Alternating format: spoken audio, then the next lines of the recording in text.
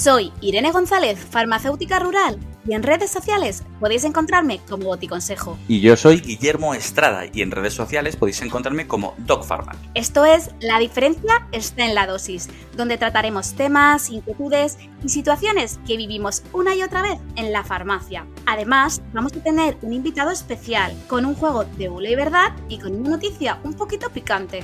Sí, en el mostrador de la farmacia, pero seguro que otros compañeros sanitarios, médicos, enfermeros, psicólogos, fisios, también viven situaciones parecidas y seguro que pueden sacar alguna enseñanza de este podcast. La diferencia está en la dosis, un programa hecho por farmacéuticos para farmacéuticos y otros profesionales de la salud. Vamos a empezar y la verdad es que estamos encantados hoy porque vamos a hablar sobre un tema que a Guillermo y a mí siempre pues, nos gusta mucho. Y bueno, en este caso no es el tabaquismo, que también sabéis que es uno de nuestros favoritos, pero vamos a hablar sobre patología respiratoria. No es que nos guste que la gente esté enferma con esta patología, pero sí que... No especialmente. ¿Verdad? Pero sí que nos gusta identificar, ayudar y acompañar a todos estos pacientes respiratorios durante su tratamiento, ¿no, Guillermo? Sí, efectivamente, Irene. Hoy hablamos de la que debe ser la patología respiratoria más frecuente, el asma, y que probablemente a la que más rangos de edad afecta. Sí, da igual la edad que tengas, yo creo. Abarcamos mucho. Pues nada, Guillermo, ponnos al día con la dosis de datos.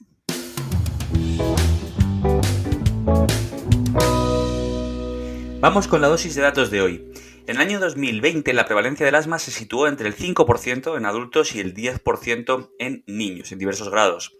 El asma es la primera causa de discapacidad medida en años ajustados de vida con discapacidad, espero que esto lo entendáis, en niños de entre 5 a 14 años en países desarrollados.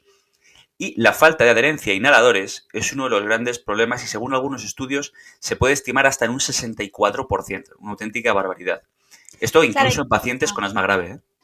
Sí, digo, hay que decir que hablamos de inhaladores con temas de asma porque es uno de los tratamientos pues, más frecuentes en este tipo de pacientes. Correcto. Realmente. Y que que ya hablaremos en otro programa, pero como bien sabemos, la adherencia a este tipo de medicación deja mucho que desear, ¿no, Guillermo? Sí, dependiendo de a quién leas, pues podemos estar hablando de un 52%, 55%, 60%, 64% en cuanto a la adherencia a inhaladores. Sabemos que es fundamental, que es básico para que esa adherencia terapéutica llegue a la consecución del éxito terapéutico de la patología. La verdad es que llama mucho la atención. Más que nada porque cuando te pones y ya aprendes es mucho más fácil. El problema es aprenderlo. Pero bueno, pues nada, hoy para ponernos al día y hablar un poquito más de asma, os hemos traído a un gran invitado. Así que vamos a pasar a la dosis de... ¿De qué era, Guillermo? Conocimiento. A la dosis de conocimiento.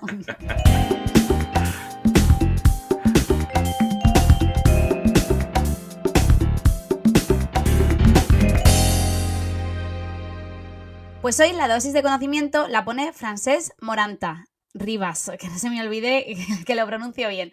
Farmacéutico comunitario con un bagaje espectacular en el área de respiratorio. Buenas, Francesc. Hola, Francesc, ¿cómo estás? Hola, buenas tardes. Muchas gracias por haberme invitado a estar hoy con vosotros. Bueno, Francesc, para empezar, vamos a hablar sobre algo sencillo, algo en lo que tú has tenido mucha implicación, el ARC, que nuestros oyentes dirán, madre mía, ¿qué es esto? Pues esto es un poco, así dicho, es el Asthma Right Card. Pero ¿nos puedes poner un poquito más al día sobre qué es y qué parte de implicación has tenido en esto?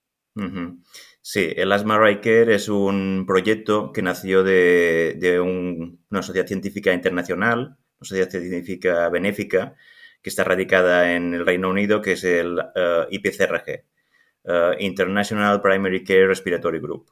Y esta sociedad internacional engloba a, digamos, filiales o a grupos interesados en la patología respiratoria en atención primaria en unos 40 países a nivel mundial. Además de esos países en los que tiene filiales o delegaciones que la representan sobre el papel, está en contacto con otros 50 o 60 países a nivel mundial. Entonces, realmente es una sociedad muy implicada en los temas de respiratorio, no solo asma, sino también en la EPOC. Y bueno, a partir de ahí, de esta sociedad y de su interés en manejar correctamente, de acuerdo a las guías nacionales e internacionales, al paciente asmático, nació el proyecto Asthma Right Care, que es un movimiento social. Nació como movimiento social en el que en primera instancia participaron en un piloto 4 países, Canadá, Reino Unido, Portugal y España, y que se trata de sacar de la zona de confort tanto a pacientes, médicos, farmacéuticos, enfermeras, en cuanto al manejo del paciente asmático. Y bueno, y ese proyecto, ya os digo, España fue uno de los 4 países que lo pilotaron y a partir de ahí llegó también al grupo de farmacéuticos que estamos en el GRAP, en el grupo de atención primaria, de respiratorio en atención primaria, y que también somos todos farmacéuticos del grupo de respiratorio de CEFAC y empezamos a movernos en el sentido de implantar este proyecto en España también en el ámbito del farmacéutico comunitario. Y bueno, yo soy el representante a nivel internacional de los farmacéuticos en el proyecto y también en España a nivel nacional. Muy importante para que también nos tengan en cuenta, que muchas veces se olvidan un poco de nosotros, pero la verdad hablando, es que... Perdón, Francés, que representas a los farmacéuticos a nivel mundial. Bueno, sí, a ver. Bueno, mundial, de 40 países. En el equipo de estrategia del proyecto se creyó por parte del IPCRG que tenía que haber un farmacéutico y yo no estaba en principio, pero desde hace 1 año y medio me escogieron para representar a los farmacéuticos en ese equipo, digamos, de coordinación internacional que lidera un poco el proyecto. Pues yo creo que muy bien representados, ¿no? Bueno, se hace lo que se puede. Sí, hombre, que sí. Vale, en ese sentido, pero el Asthma Right Care es un programa formativo para profesionales sanitarios, ¿no? Bueno, es algo más que un programa formativo. Vale. En gran parte es un programa formativo porque lo que intenta es que el manejo del paciente asmático se haga de acuerdo a las guías de tratamiento y de manejo del paciente asmático, tanto nacionales como internacionales. El gran referente en este aspecto es la GINA, pero también tiene una parte de movimiento social, de crear seguidores, followers, que llaman ellos, y ampliar el número de followers y que estos followers vayan también liderando el proyecto a pequeña escala y que se haga una especie de expansión del proyecto de tipo piramidal. Estos followers, fundamentalmente, entiendo, profesionales sanitarios sí. Al principio. Pero también pueden ser pacientes. Sí, claro, hasta que llega el árbol, ¿no? Hacia abajo. Pacientes, enfermeras, fisioterapeutas, médicos, en el IPCRG están representados todos los estamentos. Pero bueno, es muy interesante porque es una forma de abarcar a varios e ir llegando poco a poco. No es mala forma de trabajo, ¿eh?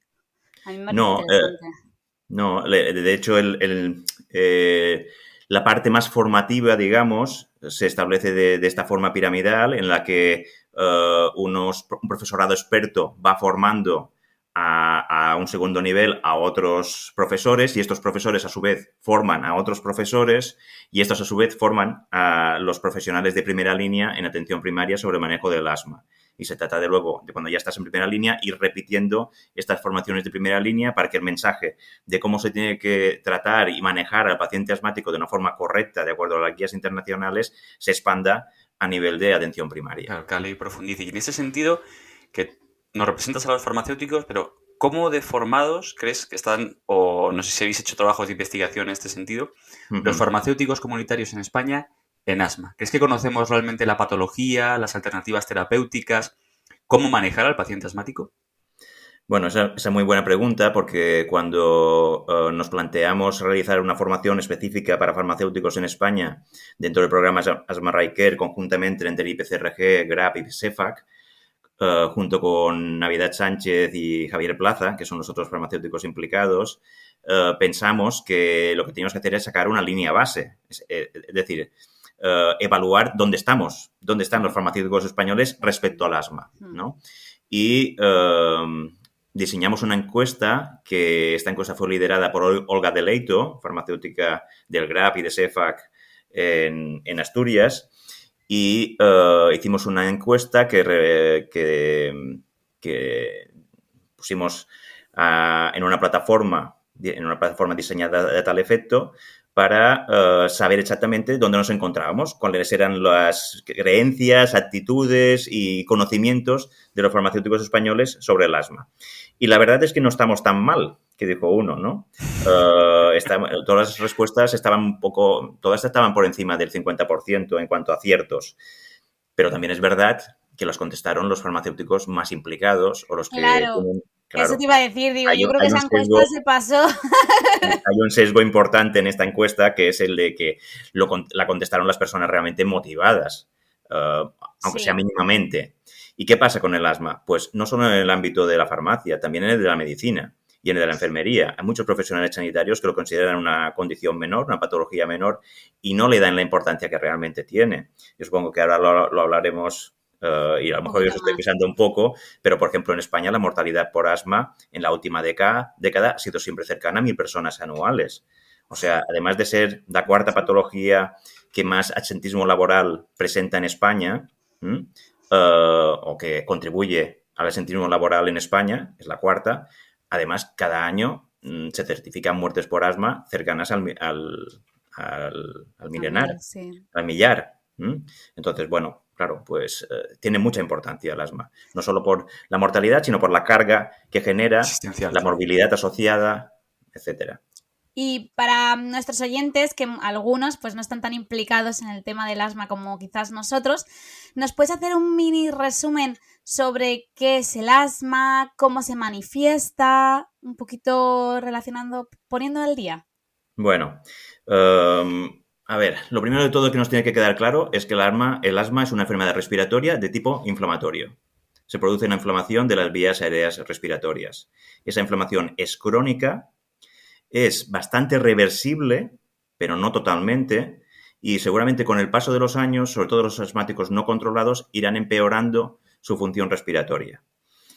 Y la sintomatología, los síntomas, los signos que acompañan al asma realmente son muy variables. No todos los asmáticos tienen ataques de asma en que tengan problemas respiratorios agudos y que tengan dificultades para respirar, que tengan sibilancias, los famosos pitos. No Sí, todos tienen estos síntomas. Hay que simplemente tienen tos, por ejemplo. Muchas veces esta patología va asociada a otros componentes atópicos, como puede ser la rinitis, la rinoconjuntivitis, la alergia, vale, sí, eso yo creo el que es asma. una de las más clásicas. Claro, claro. Y también está muy asociada a unos factores genéticos. Pues si tú tienes antecedentes directos de atopía, de rinitis, de rinoconjuntivitis, de urticaria, pues probablemente tienes Pues más números de de riesgo padecer asma o ser diagnosticado de asma. Incluso hay personas, aunque el 90% del asma se diagnostica en la niñez, hay personas que son diagnosticados finalmente como asmáticos a partir de los 40 años. Y sí, yo conozco alguno, ¿eh? Yo y conozco esas suelen algunos de tener peor estos. pronóstico, precisamente. ¿Y ¿Mm? crees que los farmacéuticos podemos ser útiles en el cribado y control de la patología? Sí, sí, efectivamente, muy útiles, sobre todo en esos casos en los que son pacientes que vienen continuamente a la farmacia con tos, con pitos, pero sobre todo con tos. Muchos tienen toses crónicas que les dura ¿Tos de meses. algún tipo en concreto de tos? Sí, Mañana yo diría o... que es una tos Normalmente es seca, tos seca. Normalmente es claro, tos seca, pues eso, asociado a componentes alérgicos, a debilitativa. condiciones de atopía, de urticaria, de rinitis, de rinoconjuntivitis estacional normalmente, que con los pasos del año se va complicando y aparecen ya unos síntomas respiratorios claros que pueden ser asma. Pues pacientes que nos consultan mucho por antitusivos, pacientes que en algún momento les han recetado los SABAs, salbutamol o derbutalina, y les ha ido bien y siguen viniendo a buscarlos sin receta, por ejemplo, eso ya hablaremos un poco más adelante, pues en esos casos el farmacéutico podría ponerles una etiqueta, una tarjeta de posible paciente asmático y tendría que derivarlos al médico de familia para que hiciese los estudios necesarios, la espirometría de rigor y lo diagnosticase o no como paciente asmático. La verdad es que yo creo que hay varios pacientes que podrían encajar, sobre todo pacientes jóvenes, jóvenes en el sentido de, pues de, como tú dices, de más de 20, 25 años, que no suelen ser personas que suelen acudir a la farmacia de forma habitual porque no son pacientes crónicos y entonces aparecen a por un antitusivo de forma rápida porque llevo 15 días con tos y no se me llega a ir del todo, ¿no? Y, Bueno, en este caso son personas que llevan mucho más tiempo con la tos, son personas que normalmente no se les ha diagnosticado de pequeños, sí, por eso que es, suele es cuando, aparecer. cuando es más fácil diagnosticárselo, ¿no? Y sin una historia clara de atopía. Entonces, esos pacientes pueden aparecer como asmáticos en edades más avanzadas y son los más difíciles De de controlar. diagnosticar. Sí. Sí. Hoy hemos estado hablando ahora del tratamiento, que ya has nombrado los SABAs, pero no vamos a resumir la gema. Pero sí queremos que, si puedes, nos instruyas un poco y que nos des 3 o 4, como mucho. Cosas que sean sencillas y de fácil aplicación práctica, ¿vale? Para que como farmacéuticos comunitarios seamos más útiles a nuestros pacientes asmáticos o potencialmente asmáticos. Pueden ser cuestiones farmacológicas o no farmacológicas. Bueno, a ver, empezaremos por las farmacológicas. Lo Vamos que allá. tenemos que tener todos claro, todos, es que el asma es una patología inflamatoria. Por lo tanto, la base del tratamiento del asma son los corticoides inhalados. ¿Por qué los corticoides inhalados? Porque van directamente a la diana terapéutica, a las terminaciones de los bronquiolos, terminaciones terminales de los bronquiolos y a de todo el aparato respiratorio en general, y porque se pueden administrar dosis mucho más pequeñas en comparación a las dosis orales, con mínimos efectos secundarios si la técnica inhalatoria es buena. Entonces, primero de todo, el asma es una enfermedad inflamatoria que se trata con corticoides inhalados, y de cada vez las guías van más en esa dirección. Incluso ahora la última versión de la GINA y probablemente también la última versión de la GEMA, aunque todavía no la he consultado, pero van en el camino de que ya prácticamente los SABAs, salbutamol y terbutalina, se utilicen en casos muy esporádicos y en casos muy concretos. Pero incluso hay indicaciones de que se utilicen los corticoides inhalados juntos con los formoterol, salmeterol, que son los LABA, Sí. son las antagonistas beta-2 de larga duración, en casos de rescate. Ya sabéis que el asma tiene dos tipos de tratamiento: el de mantenimiento, que son los corticoides inhalados con o sin LABAs, salmeterol, formoterol, indacaterol, etcétera, y el tratamiento históricamente de rescate, que eran los SABAs, el salbutamol y terbutalina, beta-2 agonistas de corta duración. Pero Que si no se ha recuerdo visto mal, que... en la última gema, bueno, la última que pude revisar yo, porque creo que se publicó una actualización hace nada. Un mes. Los SABAs todavía se mantenían en el primer escalón, ¿no? Sí. Para ciertos tipos de asma, Sí. como a lo mejor los que hemos comentado anteriormente, ¿no? Asma inducido por ejercicio. Exacto, serían casos muy concretos. El asma inducido por ejercicio, un asma que sea muy esporádico, que sea muy estacional. Bueno, pues en esos casos sí que sería mejor de indicación, pero ya en todos los demás el corticoide inhalado es la base del tratamiento, y puede ser corticoide inhalado a demanda o en tratamiento de mantenimiento. En los primeros casos incluso podría ser corticoide inhalado de demanda junto con el LABA. Se ha visto en estudios, en muchos estudios hay mucha referencia, mucha bibliografía al respecto, en el que cuanto más se usan los SABA sin el corticoide inhalado, peor está ese paciente, peor es su control, peor es su manejo y más severa es el asma que padece. Claro, un paciente de este estilo, con dos envases de salbutamol, tendría 400 puffs y le sobraría para un año. Exacto, ese es el dato gold, ¿no? El estándar de oro del tratamiento del paciente asmático. Que el tratamiento de rescate o de alivio sean como mucho, si hablamos de salbutamol, ya te digo que ahora ya no, las guías ya van más allá, ya no hablarían ni de salbutamol, ya hablarían de utilizar una combinación de corticoide inhalado y LABA como tratamiento de rescate. Pero bueno, si hay aún pacientes con salbutamol o terbutalina como tratamiento de rescate, pues como mucho 400 dosis al año. Eso indicaría un buen manejo, un buen control. Tenemos que tener en cuenta que en el último estudio que se realizó en España ya hace unos años, 2014, sobre el control del asma en España, se determinó que solo el 13% de los pacientes estaban bien controlados. El 13%. Y luego, el 13%. Y luego casi un 60 y pico mal controlados y un 30 y pico parcialmente controlados. Y así más o menos, ahora que has hablado de la falta de adherencia y el control de los pacientes, ¿nos recomiendas a los farmacéuticos algunos recursos formativos para poder ponernos más al día? Porque aunque aquí nosotros tres con este tema pues estamos así, si no al día, cerca. Sensibilizados, diríamos. Sí que es cierto que hay muchos compañeros pues que les motiva un poquito menos, pero sí que es cierto que si tienen zonas o recursos rápidos para poder recurrir a ellos, no dudo de que así lo hagan. Así que, ¿alguna recomendación? Bueno, a ver, lo primero sería literatura. leerse la GINA, leerse la GEMA, y a mí me gusta especialmente el Asthma GRAP, la guía sobre asma del GRAP, Sí. porque es una guía hecha desde atención primaria para atención primaria y en la que hemos participado los farmacéuticos. También participamos en la GEMA. Tenemos allí a Javier Plaza como coordinador de capítulos de la GEMA, y también estamos Navidad Sánchez y yo mismo como revisores. Pero la guía del asma del GRAP es una guía hecha para primaria, que es donde estamos nosotros representados, los farmacéuticos comunitarios. Entonces, a mí especialmente me gusta bastante. Se puede encontrar por internet y es una guía en la que se contestan a todas las preguntas que nos habéis hecho hoy o que me habéis hecho hoy. Luego, a nivel de formación, en este momento CEFAC no tiene en marcha ningún proyecto específico sobre asma, aunque es muy importante el tema de los inhaladores, muy importante, Sí. porque ya sabéis que muchos pacientes tienen buena adherencia a su tratamiento, pero no tienen resultados porque utilizan mal los inhaladores, y esto podemos hacer otro día, otro podcast solamente de inhaladores, y es muy interesante. Hay un curso de inhaladores interesante, CEFAC, os digo. Sí, hay un curso de inhaladores también. Hay un curso de inhaladores. Dice, Pero bueno, ¿no? me habéis preguntado sobre asma. El de inhaladores ya lo sé que está, ya lo he visto. Es muy interesante. Pero bueno, en cuanto a nivel formativo, pues tenemos todas las delegaciones de CEFAC están inmersas en el Asthma Right.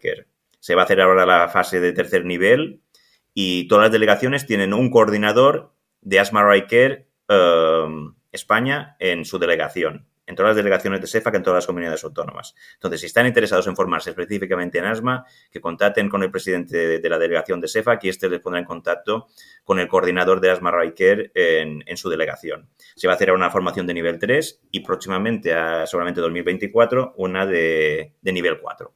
Entonces, es una oportunidad para sumergirse en el apasionante mundo del asma y su tratamiento. Totalmente. Así que, bueno, yo desde aquí animo a todos los de la Comunidad Valenciana. Aquí cada uno vende su cosa. ¿Y de recursos digitales que están como muy de moda ahora?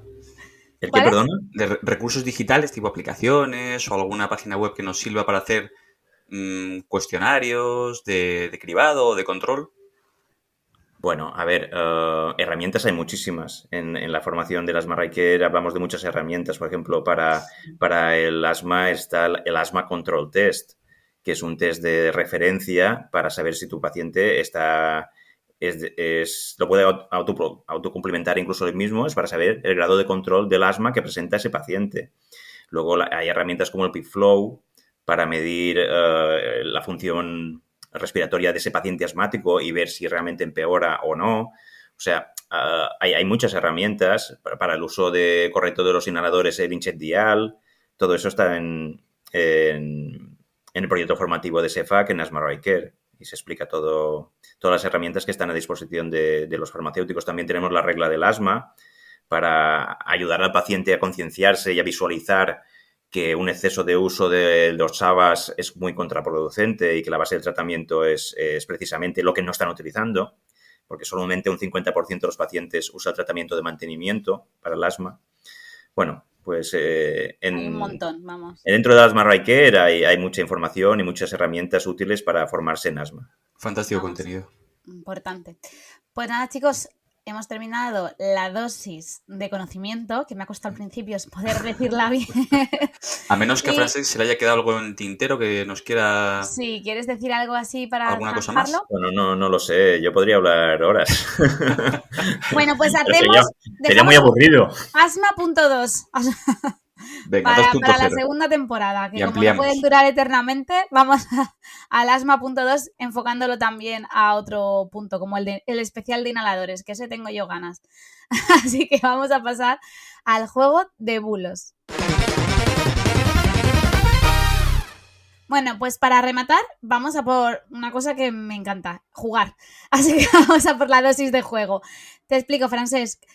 Vamos a hacer una afirmación y tú nos dirás si es bulo o verdad y una pequeña explicación de por qué, ¿vale? Así que, Guillermo, a por todas. Empiezo yo, Francesc. El asma se cura. Bulo. Bulo como un piano. Lo ha dicho antes. Lo ha dicho. Sí.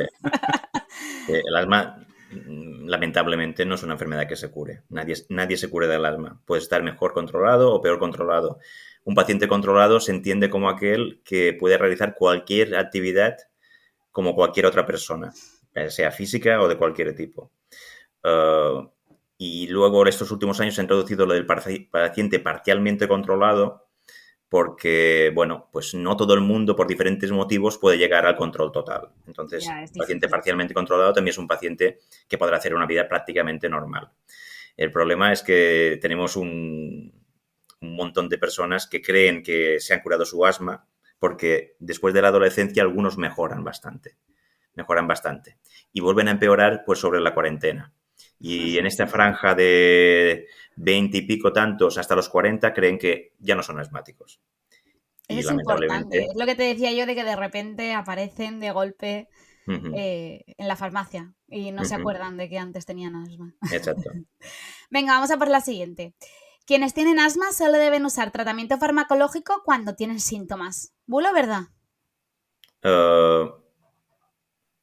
Más pillado. bulo que verdad. Más bulo que verdad. Sí, No, pero por no, otra- es como sí, por pero ot- no. Sí, pero... Sí, pero lo habéis explicado antes muy bien. Sí. La gran mayoría de los asmáticos, en este caso sería un bulo, porque la gran mayoría de los asmáticos tienen que tratarse de por vida continuamente. Pero hay un pequeño porcentaje muy pequeño, pues lo que ha comentado Guillermo, asma inducido por el deporte, solamente asma inducido por el deporte, o ciertos casos de asma alérgico muy, muy estacionales relacionados con un polen o un alergeno muy, muy concreto. Pues en ese caso, pues a lo mejor es Sensacional. verdad que bastaría que utilicen el tratamiento durante un tiempo concreto. Pero claro, son casos que existen, pero son casos puntuales. muy, muy esporádicos, muy puntuales, sí. Pues vamos a por la siguiente. Los asmáticos, otra vez francés para ti, que no se vaya a ser que Guillermo conteste, que le gusta. Los asmáticos no pueden ni deben practicar deporte. Bulo, total. Es bulo. Se puede Bulo. hacer deporte, ¿no? Se puede hacer deporte. Bueno, Indurain, ¿Verdad? asmático. Indurain era asmático y bueno, yo creo que hoy en día el 40% de los corredores, de los ciclistas profesionales son asmáticos. No sé por qué, pero bueno. Tengo una ligera idea que no voy a comentar aquí, pero quiero decir que hay muchos deportistas asmáticos y han sido campeones del mundo y deportistas de gran prestigio. ¿Crees que entre los deportistas, a lo mejor por estar más controlados, hay menos infradiagnóstico que entre la población general? Seguro. Segurísimo. Uh-huh. Porque entiendo que hay un infradiagnóstico. Sí, tú lo has explicado antes muy bien. Se cree que el infradiagnóstico en España de asma está sobre el 50-40%. Y seguramente en deportistas no hay infradiagnóstico porque, claro, se han dado cuenta de que efectivamente al ser deportistas amateurs o profesionales, pues tienen unos requerimientos físicos y de carácter cardiovascular y respiratorio muy importantes y entonces aparece el asma sí o sí. Claro, y se identifica rápido. Claro. ¿Me dejas, Irene, que le haga una última? Digo, porque yo creo que vamos bien de tiempo. Que sí, que te dejo. Vale, trato hecho.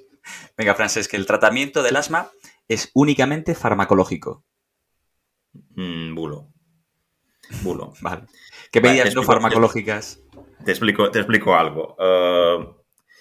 Tú, por mucho que trates tu asma y lo hagas bien y tengas una buena técnica de inhalación y tengas una buena adherencia y te tomes tu antihistamínico cada día si es necesario, si te lo han prescrito, además del inhalador, y tú eres alérgico a los ácaros del pelo del gato y tú vives con gatos, pues entonces difícilmente vas a poder controlar tu asma. Muy difícilmente. Si además eso le añades que fumas, por ejemplo, que no hemos hablado del tabaco, pero el tabaco pues es un factor muy contraproducente y una condición muy tabaquismo, ¿no? Una patología muy contraproducente para un asmático. Entonces, por mucho que tú te tomes tus medicamentos y tengas una buena adherencia y estés bien diagnosticado y el médico te trate para paliar tus síntomas con las dosis adecuadas, hay factores y hay desencadenantes que se tienen que evitar, porque si no, difícilmente vas a poder controlar tu asma. Totalmente ahí. Muy de acuerdo. Alguno que otro conozco de los que tú dices, de los de que quieren controlar su asma pero viven con animales, de los que son alérgicos. Hay mucha gente así, ¿eh? Sí, no. Yo tengo en la farmacia pacientes que toman diariamente su antihistamínico para poder tener un gato. Por eso. Es lo que... Va a ver, sí, todo depende de qué vino haces. No hay gatos que no pronuncian... Bueno, igual es ese gato en concreto el que quieren tener, ¿no? No cualquier gato que no produzca... Bueno, no soy un experto en animales de compañía. A lo mejor hay algún gato que no tenga pelo, de estos tan feos que están totalmente calvos. A lo mejor ese sí, pero bueno, no, la verdad es que no lo sé. No, desconozco el tema. No hablaré de algo que no sé. Ya lo sabes, todo lo que han dicho es verdad. Todo lo que... Bueno, Francesc, muchísimas gracias por compartir este episodio con nosotros. Muchas gracias a vosotros, ha sido un placer. Nada, está Genial, interesante. Si todo va bien, te invitaremos para el 2.0. Eso. Muy bien. Si perfecto. quieres participar. Claro que sí. Venga, pues muchas gracias. Genial, gracias a ti. Chao.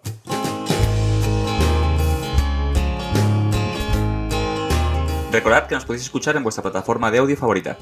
Y si queréis, podéis mandarnos vuestras preguntas a nuestro canal de Telegram. Y también, si tenéis alguna duda sobre este programa, se lo podéis mandar a Francesc. Bueno, nos lo enviáis a nosotros y nosotros se lo hacemos llegar a Francesc para que os lo pueda responder.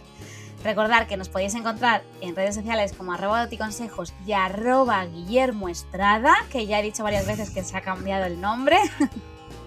Y que los audios deben de ser que se oigan bien y no muy largos. Sí, si pueden ser más de un minuto, regular. Con menos de un minuto es fantástico. Y lo que dice Irene, que tengan buena calidad de sonido. Y aparte de encontrarnos en nuestros perfiles personales, recordad que podéis encontrarnos siempre en @la diferencia está en la dosis.